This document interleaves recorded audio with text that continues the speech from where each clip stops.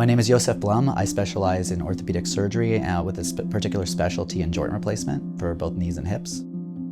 So I grew up with a father who was an allergist, and from a very early age, I really got to see what it was like to be a doctor, what it was like to really have a passion to take care of other people.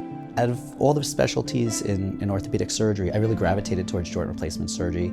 You can really change somebody's life, see somebody really suffering with a very arthritic hip, very bad knee, very worn out knee, and do a knee or hip replacement and just watch them go after that, and most people do very well. Hip replacement surgery as well as knee replacement, some of the most successful surgeries that exist. And we even send patients home now the same day for some of them. So it's really impressive. Watching an end to people's suffering, it's something that makes me happy when I go home.